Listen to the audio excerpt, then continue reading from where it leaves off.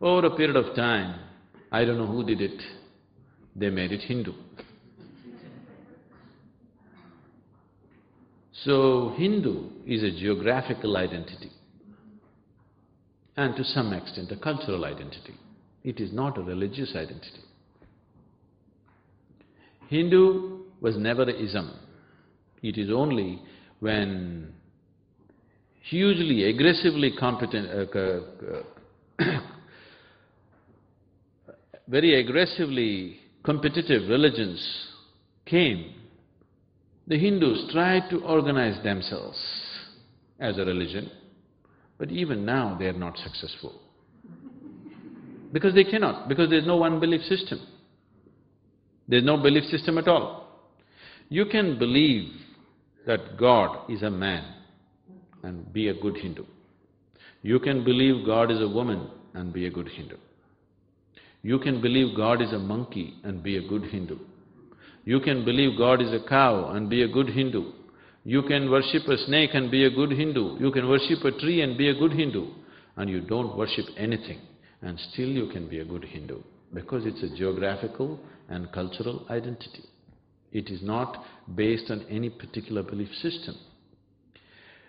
This culture, which grew in this particular part of the land, of the planet, over a period of time, focused their whole attention on the ultimate development or the ultimate well-being of the human being. The immediate well-being was not too important for them. The ultimate well-being became the most important for them. Generally, it is said these days you've forgotten being in UK and the Indians have further forgotten more than the people in UK. Hindu means in your life there's only one goal, mukti. Mukti means liberation. The ultimate liberation is the only goal that a Hindu has. For him, his business, his career, his family are all secondary things, only stepping stones towards his ultimate liberation. Everything is secondary. His relationships are not important for him. For him, the only thing is liberation. Even God is just one more device for him to attain to his ultimate liberation. Nobody else looks at it this way. Generally, in every religion, God is the ultimate goal. This is a culture where we do not see God as the ultimate thing because we understand we created him. And we can create any number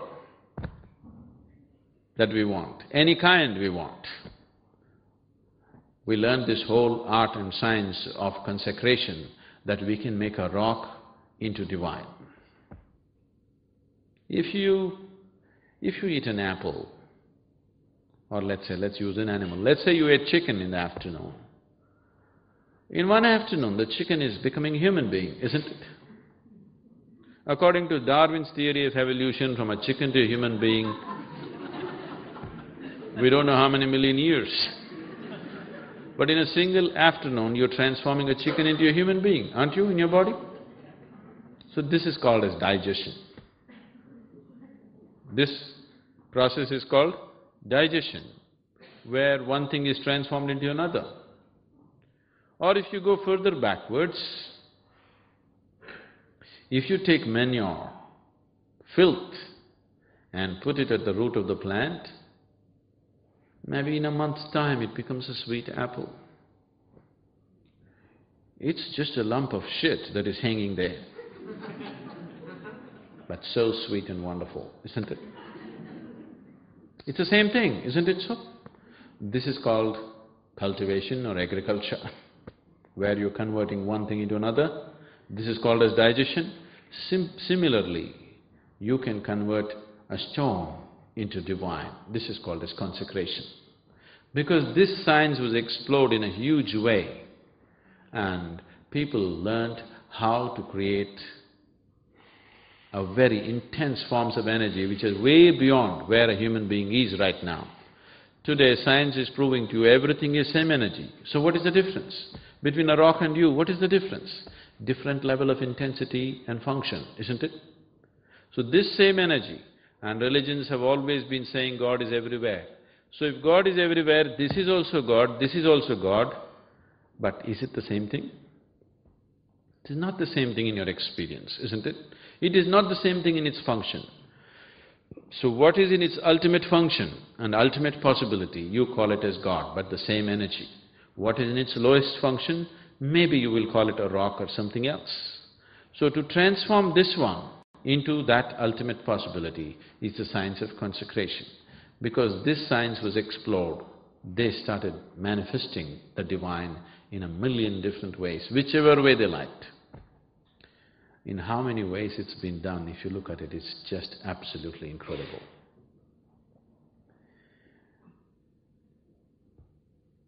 Even people who are living in India have not explored these things, unfortunately, and it's been hugely lost these days. But if you explore the deeper dimensions of that culture, what has been done there in terms of inner well-being of a human being, nowhere else has humanity ever invested that much of time and energy to look at the inner well-being of a human being.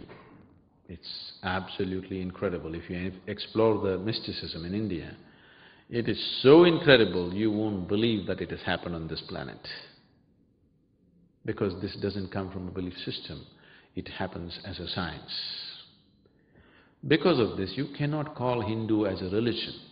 It is a way of life, it's a culture, it's a geographical identity, which is desperately trying to organize itself as a religion because of extra competition that's come. Very aggressive competition has come, so they're trying to organize themselves, but they never will manage, because there is no one belief system to organize people around it. Or in other words, what Hindu way of life means is, everybody can have their own religion. That is, in your family if there are 5 people, 5 of you can have your own religion. You can worship the monkey, another person can worship the snake, another person can worship the cow, another person can worship the tree, whatever he likes, whatever he can relate to, he can worship that.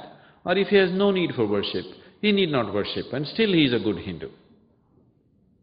I think this is a freedom and sense that we need in the world today, isn't it?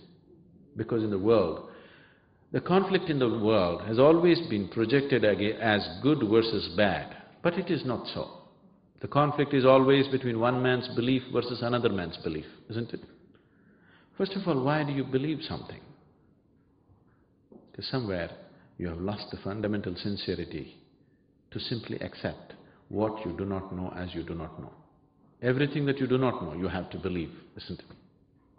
If you say, I do not know, you cannot fight with anybody. You believe this is it, that's when you fight with somebody, isn't it? Belief gives you a certain sense of confidence and stability, but it is a dangerous confidence. Confidence without clarity is a deadly mix. Confidence without clarity. You do not need any confidence in your life. What you need is clarity. How much clarity you have with life, only to that extent you can handle it, isn't it? You are my perfect mirror, you show me what I'm not. In the endless pit of what once was me, layer and layer you peel off me. The pain it is, but the joy it brings. So thank you for showing me what I'm not, for showing me what I could be.